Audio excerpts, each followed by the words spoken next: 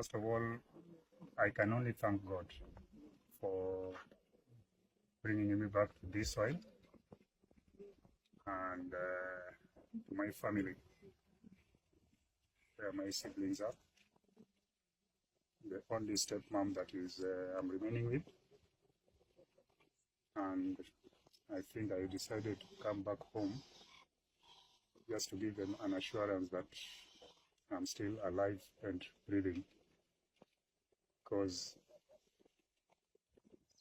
it's the first time for the family, I believe, to find themselves going through all this and sustain it. Deaths have occurred in my family, all the misfortunes, but this one of disappearing and reappearing, it's the first time. So, to the public, I would just want to thank everybody who had put me in their prayers. I don't want to have a sequence of mentioning names, but I will only say that I'm very grateful. I'm back home. I thank all Kenyans.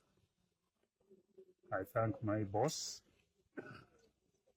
Right Honorable Mheshimiwa Raila and the family. I thank my own family.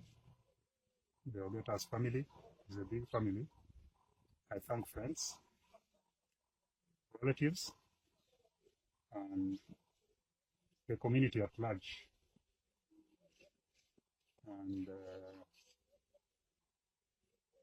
I think without thanking all Kenyans and the media, then I'll be doing wrong, because of the media. Those who knew and those who did not have any idea got it that I was arrested, I was kidnapped, I was captured. But the most important thing is that I disappeared from the public for the few days. But I'm happy I'm here and can tell the story and alive.